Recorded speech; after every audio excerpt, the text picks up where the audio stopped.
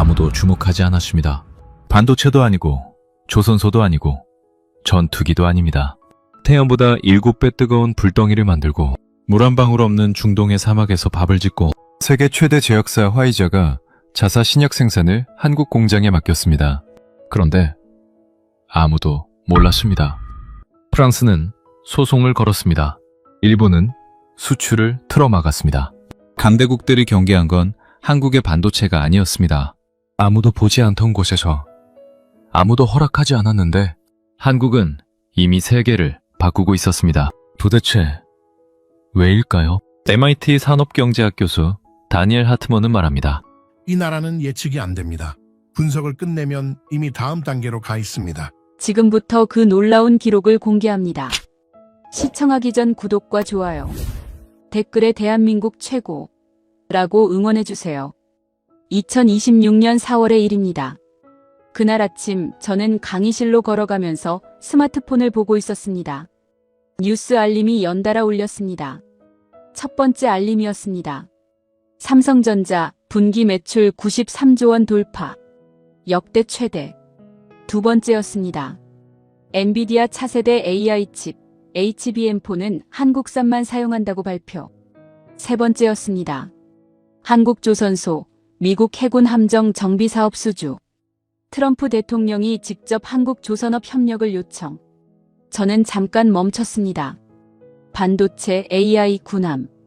아침 뉴스 세 꼭지가 전부 한국이었습니다. 그리고 저는 강의실 문을 열었습니다. 그날 수업이 끝나고 나서 저는 그 뉴스들이 우연이 아니었다는 걸 알았습니다. 하트먼 교수님이 그 이유를 설명해 주셨거든요. 안녕하세요. 저는 토마스 베커입니다. 독일 뮌헨 출신이고 지금은 MIT 슬론 경영대학원에서 산업경제학 석사과정을 밟고 있습니다. 제가 이 이야기를 꺼내는 건 그날 강의실에서 제 안에 있던 무언가가 조용히 무너졌기 때문입니다. 처음엔 그게 무너지는 소리인 줄도 몰랐습니다. 올해 봄 학기, 저는 다니엘 하트먼 교수님의 수업을 듣게 됐습니다. 교수님은 독일 출신으로 프랑크푸르트 대학에서 경제학 박사를 받으신 뒤 MIT에서 20년 넘게 강단에 서신 분이죠. 전공은 산업경제학, 쉽게 말하면 나라와 기업이 어떻게 성장하고 경쟁하는지를 연구하는 학문입니다. 교수님은 늘 조용하셨습니다. 목소리도 낮고 감정도 잘 드러내지 않으셨죠. 그런데 그분이 던지는 질문은 항상 날카로웠습니다. 강의실 안 공기를 바꿔놓는 종류의 날카로움이었습니다. 그날 교수님은 강의실에 들어서시자마자 칠판에 한 문장을 적으셨습니다. 성장에도 속도 제한이 있는가? 교수님은 천천히 말씀하셨습니다. 독일에는 아우토반이라는 고속도로가 있습니다. 세계에서 속도 제한이 없는 몇 안 되는 도로죠. 하지만 차가 아무리 빠르게 달릴 수 있어도 엔진이 버텨줘야 합니다. 타이어가 견뎌줘야 합니다. 기술과 기반이 속도를 받쳐주지 못하면 빠른 차는 그냥 위험한 차가 됩니다. 국가의 성장도 마찬가지입니다. 속도가 빠르다고 다 좋은 게 아니에요. 그 속도를 버텨줄 기반이 있어야 합니다. 한 학생이 손을 들었습니다. 교수님, 그럼 가장 이상적인 성장 속도는 어느 정도인가요? 교수님은 고개를 끄덕이셨습니다. 좋은 질문입니다. 독일의 사례를 보죠. 폭스바겐은 1937년에 설립됐습니다. 세계적인 자동차 기업이 되기까지 약 50년이 걸렸습니다. 지멘스는 1847년 창업 이후 100년 넘게 기술을 쌓아왔죠. 이게 제가 말하는 기반 있는 성장입니다. 빠르지 않지만 무너지지 않습니다. 또 다른 학생이 손을 들었습니다. 교수님, 그럼 너무 빨리 성장한 나라는 결국 무너지나요? 교수님은 잠시 멈추셨습니다. 대부분은 그렇습니다. 그런데 교수님은 칠판을 한 번 더 바라보셨습니다. 오늘 우리가 살펴볼 나라는 그 대부분에 속하지 않는 사례입니다. 교수님은 숫자 2개를 칠판에 적으셨습니다. 82달러, 33,000달러. 1962년과 2024년 대한민국의 1인당 국민소득입니다. 1인당 국민소득이란 쉽게 말해 국민 한 명이 평균적으로 버는 돈을 뜻합니다. 62년 만에 400배가 넘게 올랐습니다. 비교하자면 같은 기간 독일은 약 30배, 프랑스는 약 25배 상승했습니다. 제 옆에 앉은 학생이 조용히 중얼거렸습니다. 그게 가능한 수치야? 저도 같은 생각이었습니다. 저는 솔직히 말씀드리면 그날 한국이라는 나라에 별 관심이 없었습니다. K-팝은 들어봤고 삼성 핸드폰은 써봤지만 그게 전부였습니다. 그런데 칠판에 적힌 저 숫자가 묘하게 마음에 걸렸습니다. 교수님은 학생들을 천천히 둘러보셨습니다. 그리고 조용히 말씀하셨습니다. 저는 오늘 이 수업을 한국을 반면교사로 삼아 준비했습니다. 반면교사란 잘못된 사례를 보며 교훈을 얻는 대상을 뜻합니다. 과속 성장의 한계를 보여주는 사례로요. 그런데 자료를 다시 들여다보니 제가 틀렸을 수도 있겠다는 생각이 들었습니다. 오늘은 그 이야기를 함께 해보겠습니다. 강의실이 조용해졌습니다. 저는 펜을 들었습니다. 교수님은 잠시 창밖을 바라보셨습니다. 그리고 천천히 입을 여셨습니다. 여러분, 한 가지 물어보겠습니다. 인류가 지금까지 해결하지 못한 가장 큰 문제가 뭘까요? 한 학생이 손을 들었습니다. 전쟁이요. 다른 학생이 말했습니다. 기후변화요. 교수님은 고개를 끄덕이셨습니다. 맞습니다. 그런데 그 모든 문제의 뿌리에는 하나가 있습니다. 에너지입니다. 전쟁도 기후변화도 빈곤도 결국 에너지를 누가 갖느냐에서 비롯됩니다. 석유를 가진 나라가 세계를 움직였고 가스를 가진 나라가 유럽을 흔들었습니다. 에너지는 자원이 아닙니다. 권력입니다. 교수님은 말씀을 이으셨습니다. 그렇다면 인류가 꿈꾸는 궁극의 에너지는 무엇일까요? 교수님은 잠시 멈추셨습니다. 태양입니다. 태양은 빛과 열을 수십억 년째 쏟아내고 있습니다. 그 원리는 핵융합입니다. 원자와 원자를 합쳐서 엄청난 에너지를 만드는 것이죠. 핵융합이란 쉽게 말해 작은 원자 두 개를 강제로 합쳐서 더 큰 에너지를 만드는 방법입니다. 지금 원자력 발전소는 원자를 쪼개는 방식이고 핵융합은 반대로 합치는 방식입니다. 연료는 바닷물에서 뽑아낸 중수소입니다. 바닷물 1리터로 석유 300리터와 맞먹는 에너지를 낼 수 있습니다. 그리고 핵분열과 달리 고준위 방사성 폐기물, 쉽게 말해 위험한 핵쓰레기가 나오지 않습니다. 고준위 방사성 폐기물이란 기존 원자력 발전소에서 나오는 오랫동안 방사선을 내뿜는 위험한 쓰레기를 말합니다. 인류가 수십 년째 이 기술에 매달려온 이유입니다. 한 학생이 손을 들었습니다. 교수님, 그 에너지를 아직 아무도 못 만든 건가요? 교수님은 고개를 끄덕이셨습니다. 실험실 수준에서는 만들 수 있습니다. 문제는 만드는 데 드는 에너지보다 얻는 에너지가 더 많아야 한다는 겁니다. 그리고 그 상태를 충분히 오래 유지해야 발전소를 돌릴 수 있습니다. 이게 핵심입니다. 미국, 유럽, 중국, 일본이 수십 년째 이 문제를 풀지 못하고 있습니다. 교수님은 말씀을 이으셨습니다. 그런데 여기서 이상한 일이 벌어지고 있습니다. 교수님은 칠판에 세 글자를 적으셨습니다. KSTAR. 한국형 초전도 핵융합 연구장치입니다. 대전에 있는 한국핵융합에너지연구원이 독자 기술로 개발한 장치죠. 교수님은 숫자를 하나 적으셨습니다. 1억도. 그리고 또 하나. 48초. 2024년 3월 K스타는 1억도의 초고온 플라즈마를 48초 동안 유지하는 데 성공했습니다. 세계 기록입니다. 플라즈마란 온도가 너무 높아서 원자가 분해된 특별한 상태의 불꽃 기체 덩어리라고 생각하시면 됩니다.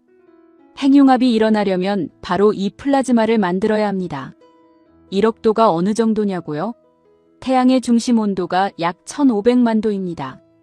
K스타가 만든 불덩이는 태양보다 7배 뜨겁습니다. 지구에서 태양보다 뜨거운 불을 만든 나라가 한국입니다.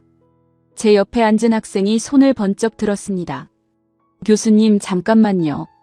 실험실에서 48초 유지한 거잖아요. 그게 실제 발전소를 돌릴 수 있는 수준인가요? 교수님은 고개를 끄덕이셨습니다. 좋은 지적입니다. 아직 발전소를 돌리는 단계가 아닙니다. 목표는 300초입니다.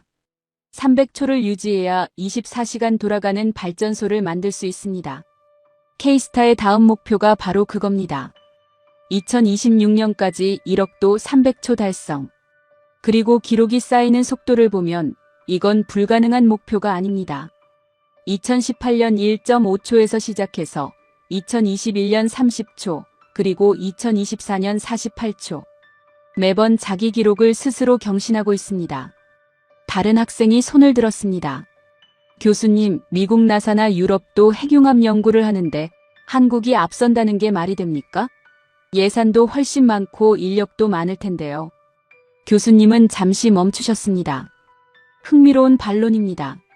사실 유럽에는 ITER라는 국제공동 핵융합 프로젝트가 있습니다. 35개 나라가 돈을 모아 만드는 장치죠. 예산만 수십조 원이 넘습니다. 그런데 이 프로젝트에서 플라즈마 장시간 유지 기술을 주도하고 있는 나라가 바로 한국입니다. 미국 프린스턴 플라즈마 물리연구소도 지금 K스타와 공동 연구를 하고 있습니다. 배우러 온 겁니다. 저는 솔직히 말씀드리면 그때까지도 완전히 수긍하지 않았습니다. 실험실 기록이고 아직 상용화가 멀었고 다른 나라들도 연구 중이라는 생각이 머릿속에서 떠나지 않았습니다. 하지만 한 가지는 걸렸습니다. 교수님이 마지막으로 하신 말씀이었습니다. 교수님은 조용히 말씀하셨습니다. 에너지가 한 방울도 안 나는 나라가 있습니다. 석유도 천연가스도 석탄도 없습니다. 그 나라가 인류의 마지막 에너지를 가장 먼저 손에 쥐려 하고 있습니다. 그 나라가 한국입니다. 이게 우연이라고 생각하십니까? 강의실이 조용해졌습니다. 저는 펜을 내려놓고 생각했습니다. 이건 흥미롭긴 한데 과장된 것 같다고요. 그런데 왜인지 펜이 다시 손으로 올라왔습니다. 다음날 교수님은 강의실에 들어오시자마자 이렇게 말씀하셨습니다. 오늘은 본론으로 들어가기 전에 먼저 여러분이 이미 알고 있는 것들을 한번 정리해 보겠습니다. 한국이 이미 세계 최상위에 올라와 있는 분야들이죠. 그걸 보고 나서 오늘의 이야기를 들으면 더 잘 이해가 될 겁니다. 교수님은 칠판에 3가지를 적으셨습니다. 반도체, 조선, 방산, 그리고 천천히 설명을 시작하셨습니다.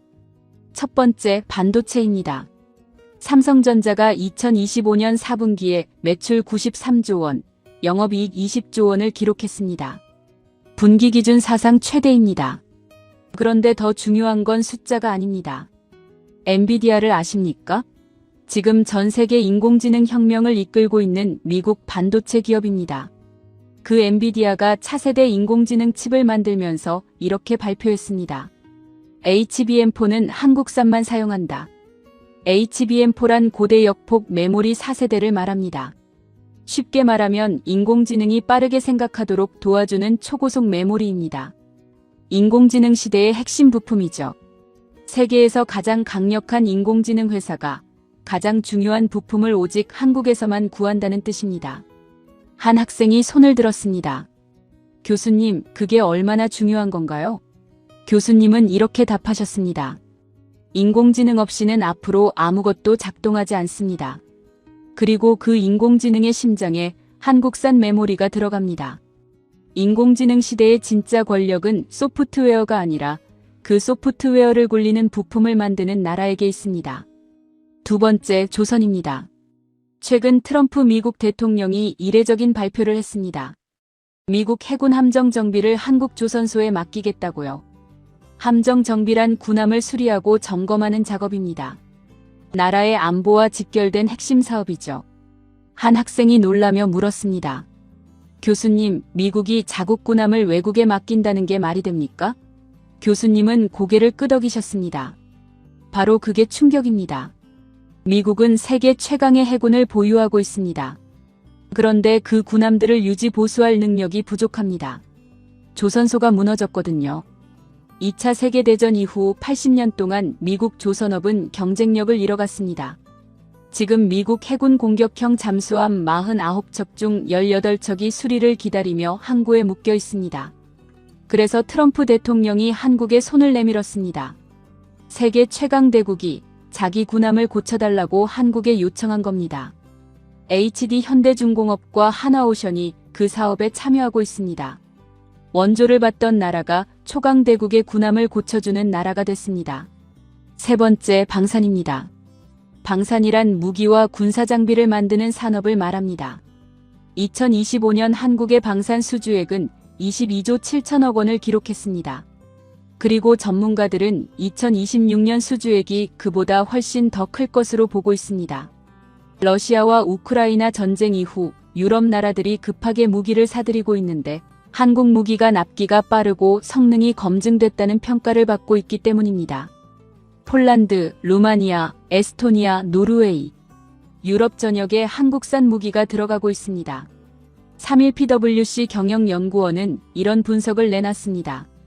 반도체, 방산, 조선업은 더 이상 단순한 수출 산업이 아닙니다. 국가의 전략 자산입니다. 교수님은 잠시 멈추셨습니다. 그리고 학생들을 천천히 둘러보셨습니다.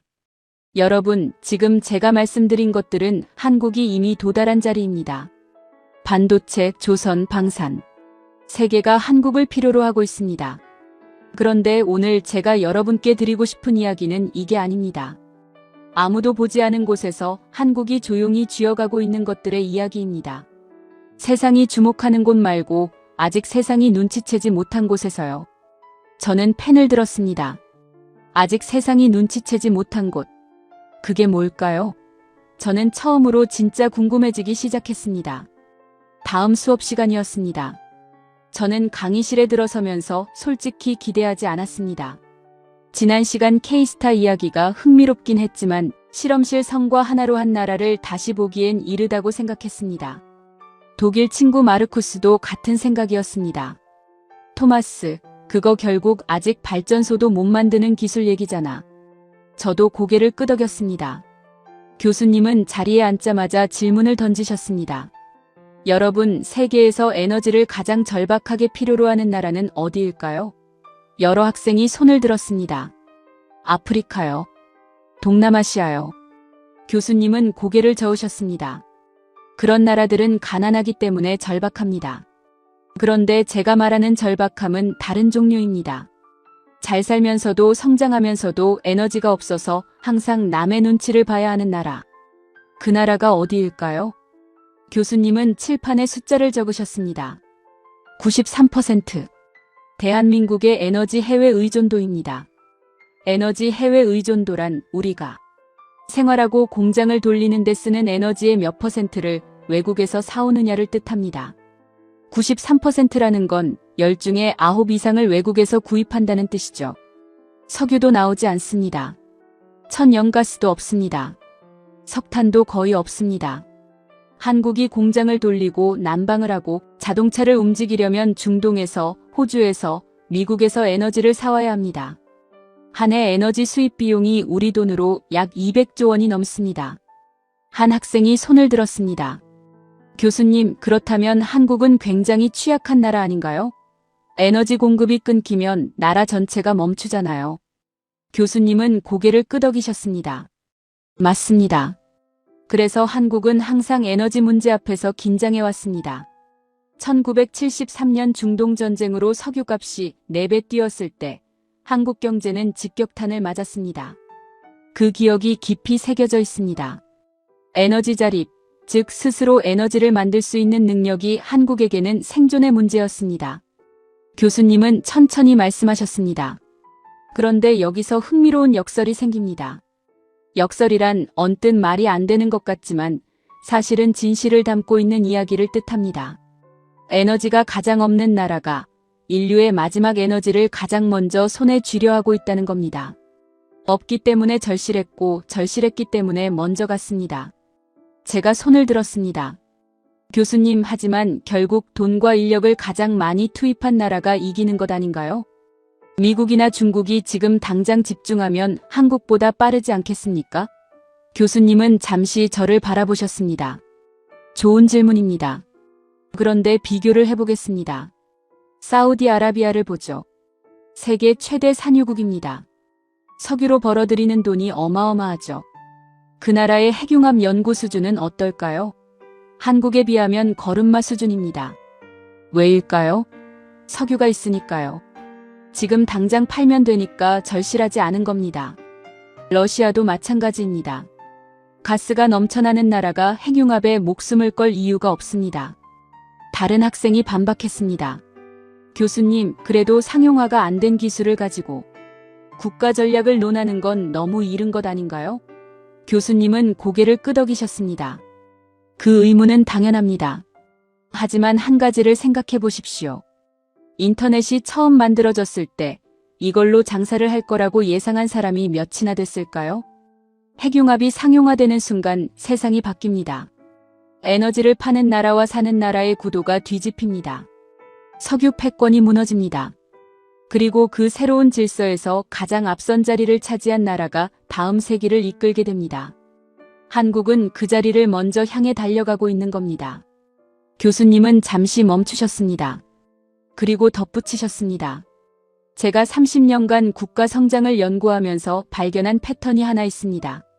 없는 나라가 더 창의적입니다. 있는 나라는 지키려 하고 없는 나라는 만들려 합니다. 그 차이가 100년 후의 격차를 만들죠. 저는 그 말을 노트에 받아 적으면서 처음으로 멈칫했습니다.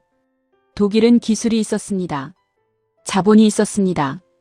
폭스바겐도 지멘스도 바스프도 있었습니다. 그래서 지키는 데 집중했습니다.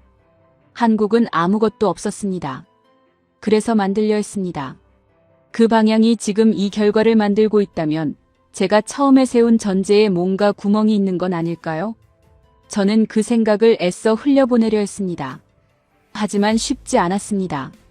교수님은 다음 수업을 이렇게 시작하셨습니다. 지난 시간에 우리는 에너지 이야기를 했습니다. 에너지가 없는 나라가 인류의 마지막 에너지를 향해 달려가고 있다는 것을요. 그런데 에너지만큼 어쩌면 에너지보다 더 근본적인 문제가 있습니다. 먹는 것입니다.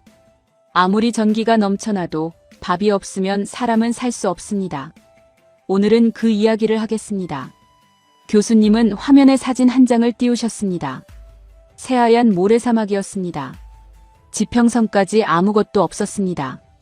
돌멩이 하나, 풀 한 포기도 보이지 않았습니다. 교수님은 조용히 물으셨습니다. 여기서 농사를 짓는다면 가능할까요? 강의실이 웅성거렸습니다. 그런데 교수님은 다음 사진을 띄우셨습니다. 같은 사막 한가운데 유리로 만든 건물이 서 있었습니다. 그 안에 초록빛 식물들이 줄지어 자라고 있었습니다. 상추였습니다. 토마토였습니다. 파프리카였습니다. 교수님이 말씀하셨습니다. 이건 사우디아라비아 리야드입니다. 사우디 국토의 95%가 사막이고 먹거리의 70% 이상을 외국에서 사옵니다. 그 나라 한가운데에 지금 한국 기업이 농장을 짓고 있습니다. 한 학생이 손을 번쩍 들었습니다. 교수님, 스마트팜은 네덜란드가 원조 아닌가요? 유럽이 훨씬 앞서지 않습니까? 교수님은 고개를 끄덕이셨습니다. 맞습니다. 스마트팜 기술의 역사는 네덜란드가 더 깁니다. 그런데 여기서 중요한 것은 기술의 나이가 아니라 환경 적응력입니다. 네덜란드 스마트팜은 온대 기후에서 최적화된 기술입니다. 섭씨 50도가 넘고 모래바람이 부는 중동 사막에서 그 기술을 그대로 쓸 수는 없습니다. 한국은 사막 환경에 맞게 시스템을 처음부터 다시 설계했습니다. 그리고 사우디가 선택한 건 네덜란드가 아니라 한국이었습니다. 교수님은 스마트팜이 무엇인지 설명하셨습니다. 쉽게 말하면 이렇습니다. 농부 대신 컴퓨터가 농사를 짓는 겁니다. 온도, 습도, 햇빛의 양, 물의 양, 영양분의 농도를 센서가 실시간으로 측정하고 인공지능이 최적의 상태로 자동 조절합니다. 센서란 온도나 습도 같은 것을 측정해서 컴퓨터에 전달하는 장치입니다. 사막의 뜨거운 햇볕은 차단하고 물은 뿌리에만 정확하게 공급합니다. 일반 농사보다 물 사용량이 최대 90%까지 줄어듭니다. 그때 제가 손을 들었습니다.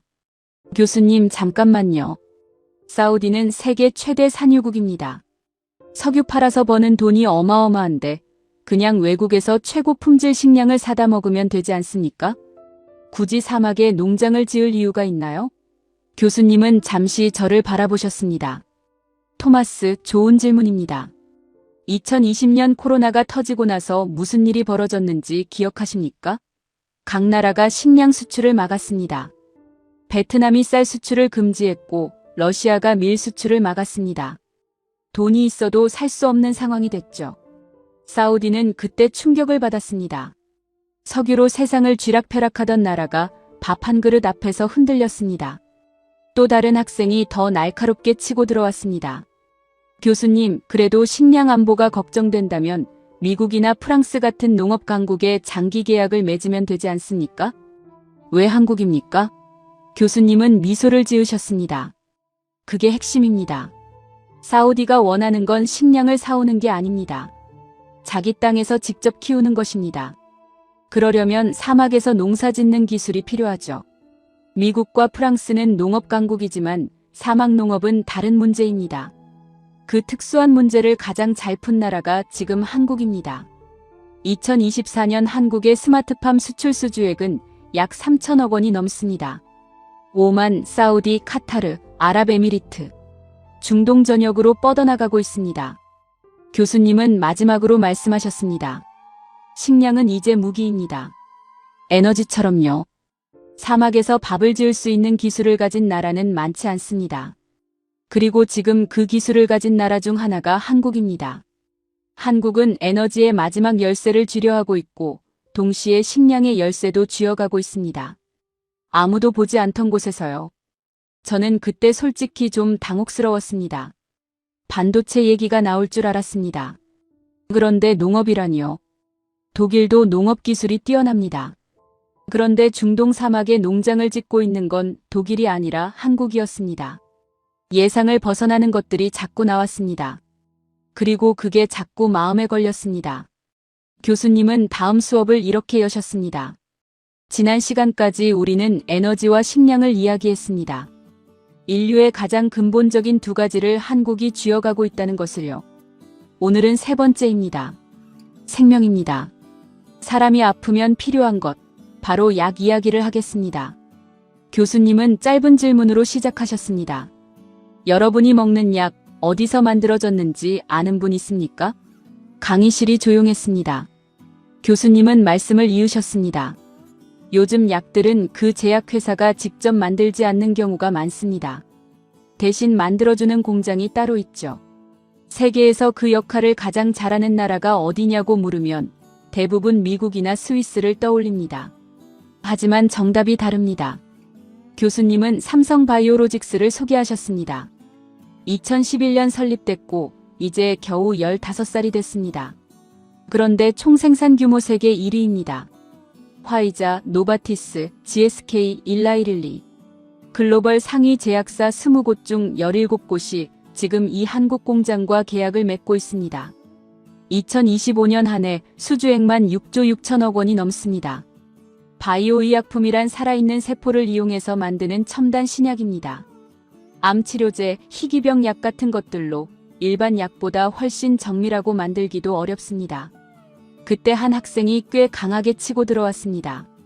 교수님, 솔직히 말씀드리면 그게 그렇게 대단한 건지 모르겠습니다. 결국 대기업이 자본을 쏟아부어서 공장을 크게 지은 것 아닙니까? 삼성이라는 이름이 없었다면 가능했을까요? 이건 한국의 실력이 아니라 삼성 자본의 힘 아닌가요? 교수님은 잠시 멈추셨습니다. 날카로운 지적입니다. 맞습니다. 초기에 삼성의 자본이 없었다면 이 속도는 불가능했을 겁니다. 하지만 자본이 전부였다면 사우디도, 중국도, 러시아도 진작에 이 시장을 장악했을 겁니다. 이들도 돈이 있었으니까요. 화이자가 한국을 선택한 이유는 돈이 아닙니다.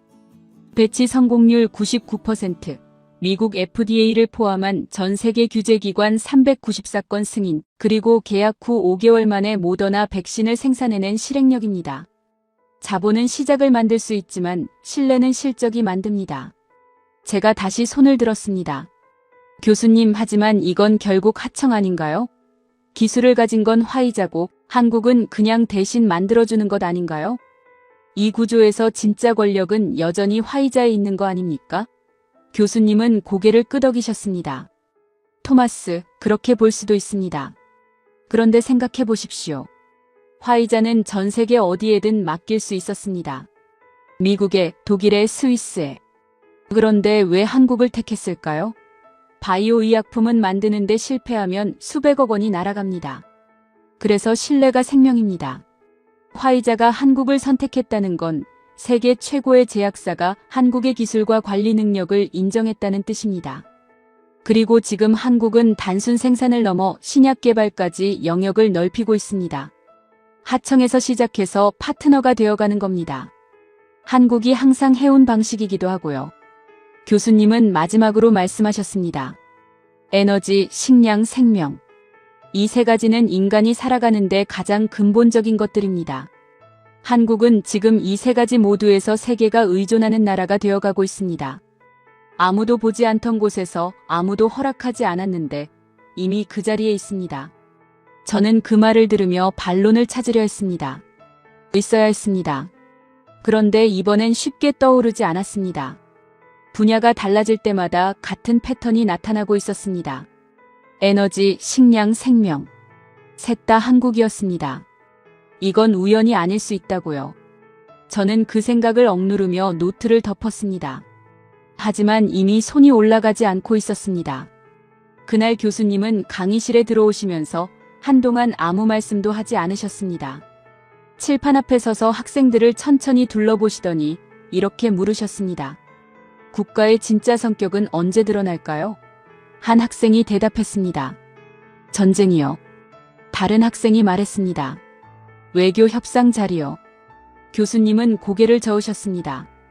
위기 앞에서입니다. 평화로운 시절에는 어느 나라나 비슷해 보입니다. 하지만 모든 것이 흔들릴 때 그 나라가 어떤 선택을 하느냐가 정체성을 결정합니다. 오늘은 한국이 3번의 위기 앞에서 어떤 선택을 했는지 들여다보겠습니다. 교수님은 첫 번째 이야기를 꺼내셨습니다. 1997년입니다. 그해 한국은 외환위기를 맞았습니다. 외환위기란 나라가 외국의 빚을 갚을 달러가 바닥나서 국가부도 직전에 몰린 상황을 말합니다. 마치 통장이 텅 빈 상태에서 당장 수억 원을 갚아야 하는 상황과 같습니다. 국가부도 직전까지 갔습니다. IMF, 즉 국제통화기금에 구제금융을 요청해야 했죠. IMF 구제금융이란 나라가 돈이 없어서 국제기구에서 돈을 빌리는 것입니다.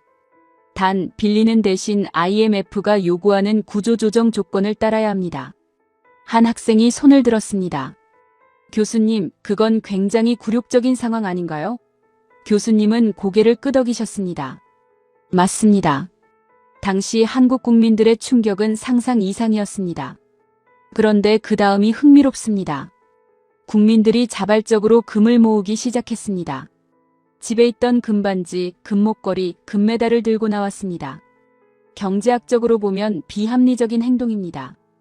개인의 금이 국가 부채를 갚는데 직접적인 도움이 되지는 않으니까요. 하지만 그 장면이 보낸 신호가 있었습니다. 이 나라는 포기하지 않는다는 것입니다. 그리고 한국은 IMF 구제금융을 예정보다 3년 일찍 갚았습니다. 위기 이후 반도체, 자동차, 조선업은 오히려 고도화됐습니다. 구조조정을 기회로 삼아 효율을 끌어올린 겁니다. 교수님은 두 번째 이야기를 꺼내셨습니다. 2019년입니다. 일본이 한국의 반도체 핵심 소재 3가지의 수출을 갑자기 규제했습니다. 포토레지스트, 불화수소, 플루오린 폴리이미드입니다. 이 3가지는 반도체를 만들 때 반드시 필요한 재료입니다. 음식으로 비유하면 밀가루, 소금, 기름 같은 기본 재료인데 이걸 갑자기 팔지 않겠다고 한 겁니다. 한국 반도체 산업의 숨통을 조이려는 의도였습니다. 당시 한국은 이 소재들의 대부분을 일본에서 수입하고 있었습니다. 한 학생이 손을 들었습니다. 교수님, 그러면 한국 반도체 산업이 치명적인 타격을 받았겠네요. 교수님은 잠시 멈추셨습니다. 받을 뻔했습니다. 하지만 한국의 반응이 예상을 벗어났습니다. 굴복하는 대신 국산화를 선언했습니다. 3년 안에 핵심 소재를 스스로 만들겠다고요. 당시 많은 전문가들이 불가능하다고 했습니다. 일본이 수십 년간 쌓아온 기술을 3년 만에 따라잡는다는 건 말이 안 된다고요. 그런데 3년이 지난 뒤 한국의 일본 소재 의존도는 눈에 띄게 낮아졌습니다. 완전한 자립은 아니었지만 일본의 압박은 오히려 한국의 소재 산업을 키우는 계기가 됐습니다. 다른 학생이 반박했습니다. 교수님, 운이 좋았던 것 아닌가요? 타이밍이 맞아서 성공한 거라고 볼 수도 있잖아요. 교수님은 고개를 저으셨습니다. 세 번째 이야기를 들으면 생각이 달라질 겁니다. 2020년입니다. 코로나19가 전 세계를 덮쳤습니다. 전 세계 제약사들이 백신과 치료제를 만들어야 했지만 만들 공장이 없었습니다. 수요가 폭발하는데 공급이 따라가지 못하는 상황이었죠. 그때 삼성바이오로직스가 모더나 백신 원료 의약품 위탁 생산 계약을 맺었습니다. 계약 후 단 5개월 만에 시설 승인을 받고 생산에 들어갔습니다. 통상 이런 승인을 받으려면 1년 이상 걸리는 게 보통입니다. 한국은 절반도 안 되는 시간에 해냈습니다. 그 결과 코로나 이후 전 세계 제약사들이 한국에 생산을 맡기기 시작했습니다. 위기가 한국 바이오 산업을 세계 1위로 도약시킨 발판이 된 겁니다. 교수님은 천천히 말씀하셨습니다. 1997년 외환위기, 2019년 일본 수출 규제, 2020년 코로나19. 세 번의 위기에서 한국은 같은 패턴을 보였습니다. 굴복하지 않았습니다. 도망치지도 않았습니다. 그리고 위기가 끝나고 나면 반드시 이전보다 강해져 있었습니다. 독일은 위기 앞에서 속도를 줄입니다. 안정을 택하죠. 그게 독일식 성장론의 핵심입니다. 한국은 반대입니다. 위기가 오면 오히려 기어를 올립니다. 왜 그럴까요? 교수님은 잠시 멈추셨습니다. 물러날 자리가 없었기 때문입니다. 자원도 없고 영토도 작고 주변에 강대국만 있는 나라가 속도를 줄이면 어떻게 됩니까? 사라집니다. 그래서 한국은 멈추는 법을 배우지 못했습니다. 멈추면 안 된다는 걸 역사가 가르쳐줬으니까요. 강의실이 완전히 조용해졌습니다. 저는 손을 들려다 멈췄습니다. 반론을 찾으려 했는데 이번엔 떠오르지 않았습니다. 1997년, 2019년, 2020년. 세 번 모두 같은 결과였습니다. 이건 우연히 세 번 반복된 게 아니었습니다. 저는 노트에 한 문장을 적었습니다. 패턴이다. 그리고 펜을 내려놓았습니다. 교수님은 그날 강의를 시작하시면서 뜬금없이 이런 말씀을 하셨습니다. 경쟁에서 지는 것보다 무서운 게 있습니다. 경쟁 상대가 앞으로도 계속 이길 것 같다는 걸 아는 겁니다. 그때 어떤 나라는 더 열심히 하고 어떤 나라는 상대를 막으려 합니다. 오늘은 한국을 막으려 한 나라들의 이야기입니다. 교수님은 2025년 6월 4일의 이야기를 꺼내셨습니다. 체코 프라하였습니다. 한국의 한국수력원자력, 줄여서 한수원이 체코의 두코바니 원자력 발전소 신규 건설 사업 계약서에 서명하는 날이었습니다. 원자력 발전소란 핵에너지를 이용해서 전기를 만드는 대형 발전 시설입니다. 건설 비용이 수십조 원에 달하는 초대형 사업입니다. 사업 규모는 26조 원이었습니다. 2009년 아랍에미리트에 원전을 수출한 이후 16년 만에 해외 수출이었습니다. 그리고 유럽에 한국 원전이 들어서는 것은 처음이었습니다. 그런데 이 계약이 체결되기까지 예상치 못한 일이 벌어졌습니다. 교수님은 말씀하셨습니다. 한국 대표단이 프라하에 도착한 바로 그날, 체코 법원이 계약 서명을 금지하는 결정을 내렸습니다. 프랑스의 원전 회사 EDF, 즉 프랑스 전력공사가 법원에 소송을 낸 겁니다. EDF는 프랑스 정부가 소유한 세계 최대 전력 회사 중 하나로 원자력 발전소 건설에서 오랜 역사를 가진 기업입니다. 한국이 수주 과정에서 절차를 어겼다는 이유였습니다. 한 학생이 손을 들었습니다. 교수님, 그게 정당한 이의 제기 아닌가요? 절차 문제가 있었다면 소송을 낼 수 있죠.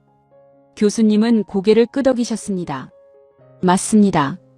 그런데 체코 경쟁 당국인 반독점 사무소는 이미 입찰 절차에 문제가 없다고 판정을 내린 상태였습니다. 그걸 기각하자 이번엔 법원에 소송을 낸 겁니다. 그리고 나중에 체코 탐사 매체의 보도로 더 놀라운 사실이 드러났습니다. 프랑스 외교부 장관이 직접 체코 정부에 서한을 보내 한국과의 계약을 막으라고 압박했고 법적 절차 외에도 비공식 로비와 정보 공작까지 벌인 정황이 체코 방첩기관 보고서에서 확인됐습니다. 또 다른 학생이 물었습니다. 교수님, 그러면 결국 어떻게 됐나요? 교수님은 잠시 미소를 지으셨습니다. 체코 최고행정법원이 가처분을 파기했습니다. 그리고 그 결정이 나온 지 수시간 만에 계약서에 서명이 됐습니다. 프랑스의 모든 시도가 실패한 겁니다. 그리고 법원 패소로 끝난 EDF는 이제 체코 측으로부터 손해배상 청구를 받을 처지가 됐습니다. 교수님은 덧붙이셨습니다. 프랑스가 소송을 건 이유는 하나입니다. 질까봐 두려웠기 때문입니다. 그리고 그 두려움은 정당했습니다. 한국이 이겼으니까요. 교수님은 비교를 이어가셨습니다. 이쯤에서 잠깐 다른 나라들을 보겠습니다. 한국과 비슷한 시기에 산업화를 시작한 나라들입니다. 브라질은 1970년대에 항공, 자동차, 조선 모든 분야에 투자했습니다. 하지만 경제 위기가 오자 산업 정책을 포기했습니다. 지금 브라질은 대두, 철광석, 원유를 파는 나라가 됐습니다. 멕시코는 미국 기업들의 조립 공장이 됐습니다. 부품을 수입해서 조립하고 부가가치의 대부분은 미국이 가져갑니다. 말레이시아는 국산 자동차 브랜드 프로톤을 키우려다 중간에 포기하고 결국 중국 기업의 지분을 넘겼습니다. 부가가치란 제품을 만들고 파는 과정에서 새롭게 만들어지는 이익을 뜻합니다. 단순 조립은 부가가치가 낮고 기술 개발과 브랜드는 부가가치가 높습니다. 이 나라들의 공통점이 무엇일까요? 중간에 멈췄습니다. 위기가 오거나 압박이 오면 방향을 틀었습니다. 더 쉬운 길을 택했습니다. 한국은 멈추지 않았습니다. 인공태양을 만들고 사막에 농장을 짓고 화이자의 약을 만들고 유럽에 원전을 수출했습니다. 아무도 보지 않던 곳에서 아무도 허락하지 않았는데 이미 그 자리에 있었습니다. 저는 그때 처음으로 반론을 꺼내지 않았습니다. 꺼내려고 했습니다. 한국도 고령화 문제가 심각하고 저출생 문제도 있고 정치적 불안정도 있지 않습니까? 그런데 그 말을 입 밖으로 내기가 어려웠습니다. 왜냐하면 저 스스로도 그게 이 모든 것을 부정하는 근거가 되지 못한다는 걸 알고 있었기 때문입니다. 한국은 조용히 그러나 멈추지 않고 올라왔습니다. 그리고 이제는 강대국이 두려워하는 나라가 됐습니다. 그게 분명한 사실이었습니다. 마지막 수업날이었습니다. 교수님은 강의실에 들어오시면서 평소와 달리 손에 아무것도 들고 계시지 않으셨습니다. 노트도 자료도 없었습니다. 그냥 빈손이었습니다. 자리에 앉으시더니 한동안 말씀이 없으셨습니다. 강의실이 조용했습니다. 그리고 천천히 입을 여셨습니다. 저는 이 수업을 준비하면서 한 가지 자료를 폐기했습니다. 학기 초에 준비했던 자료입니다. 한국을 과속 성장의 반면 교사로 분석한 자료였죠. 이제 그 자료는 쓸 수 없게 됐습니다. 오늘 여러분께 그 이유를 말씀드리겠습니다. 교수님은 잠시 창밖을 바라보셨습니다. 저는 30년간 국가 성장을 연구했습니다. 수많은 나라의 흥망성쇠를 지켜봤죠. 그 과정에서 한 가지 공식을 갖게 됐습니다. 빠른 성장은 반드시 한계에 부딪힌다. 기반 없이 달리면 반드시 넘어진다. 이게 제가 독일인으로서 배운 성장론의 핵심이었습니다. 그런데 한국은 그 공식을 따르지 않았습니다. 한 학생이 마지막 질문을 던졌습니다. 교수님, 하지만 한국도 고령화와 저출생 문제가 심각하지 않습니까? 결국 그게 발목을 잡지 않을까요? 교수님은 고개를 끄덕이셨습니다. 맞습니다. 한국의 출산율은 세계에서 가장 낮은 수준입니다. 고령화 속도도 세계에서 가장 빠른 편이죠. 이건 심각한 문제입니다. 부정할 수 없습니다. 그런데 여기서 한 가지를 생각해 보십시오. 한국이 지금까지 마주한 위기가 이것뿐이었습니까? 전쟁으로 폐허가 됐고 외환위기로 국가부도 직전까지 갔고 일본의 수출 규제로 산업이 흔들렸고 전염병으로 세계 공급망이 무너졌습니다. 그때마다 한국은 어떻게 했습니까? 강의실이 조용해졌습니다. 교수님은 천천히 말씀하셨습니다. 멈추지 않았습니다. 그리고 그 패턴이 이미 정체성이 됐습니다. 국가의 정체성은 한두 번의 선택으로 만들어지지 않습니다. 수십 년간 반복된 선택의 총합입니다. 한국은 위기 앞에서 도전하는 선택을 반복했습니다. 그래서 도전하는 나라가 됐습니다. 그 정체성은 저출생으로도 고령화로도 하루아침에 바뀌지 않습니다. 교수님은 잠시 멈추셨다가 말씀을 이으셨습니다. 오늘 우리가 살펴본 것들을 다시 생각해 보십시오. 에너지가 한 방울도 나지 않는 나라가 인류의 마지막 에너지를 만들고 있습니다. 물 한 방울 없는 사막에 밥을 짓고 있습니다. 세계 최대 제약사들이 자기 약을 맡기고 있습니다. 기술 종주국 프랑스가 소송까지 걸며 막으려 했지만 결국 유럽에 원전을 세웠습니다. 이 모든 것이 아무도 보지 않은 곳에서 아무도 허락하지 않았는데 이미 벌어진 일들입니다. 교수님은 칠판에 걸어가셨습니다. 그리고 천천히 한 문장을 적으셨습니다. 이 나라를 분석하려면 오늘의 데이터로는 부족합니다. 발표하는 순간 이미 틀려 있습니다. 교수님은 돌아서셨습니다. 이게 제가 30년 연구 끝에 한국에 대해 내린 결론입니다. 한국은 예측이 안 되는 나라입니다. 분석을 끝내면 이미 다음 단계로 가 있습니다. 그리고 그건 능력 때문만이 아닙니다. 멈추는 법을 배운 적이 없기 때문입니다. 멈추면 안 된다는 것을 역사가 가르쳐줬고 그 가르침이 몸에 새겨진 나라이기 때문입니다.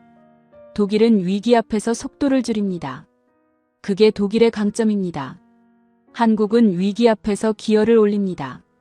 그게 한국의 강점입니다. 어느 쪽이 더 낫다는 게 아닙니다. 다만 한 가지는 분명합니다. 한국이라는 나라를 무시하거나 방심하면 어느 순간 테이블 한가운데 앉아있는 모습을 보게 됩니다. 그것도 구석이 아니라 한가운데예요. 교수님은 마지막으로 조용히 덧붙이셨습니다. 한국을 이해하고 싶다면 결과를 보지 마십시오. 선택을 보십시오. 그리고 그 선택이 반복되는 패턴을 보십시오. 거기에 답이 있습니다. 강의가 끝났습니다. 하지만 아무도 자리에서 일어나지 않았습니다. 교수님이 문을 나서고 나서도 한동안 강의실은 조용했습니다. 저는 노트를 덮으면서 한 가지를 깨달았습니다. 저는 이 수업을 시작할 때 한국이라는 나라에 관심이 없었습니다. 케팝을 들어봤고 삼성 핸드폰을 써봤지만 그게 전부인 나라라고 생각했습니다. 그런데 지금 저는 처음으로 이 나라가 궁금해졌습니다. 앞으로 10년 뒤 이 나라는 어디에 있을까요? 그리고 그 자리에 도달하기 위해 지금 이 순간에도 아무도 보지 않는 곳에서 무언가를 만들고 있을 겁니다. 조용히. 그러나 멈추지 않고. 끝까지 시청해 주셔서 감사합니다.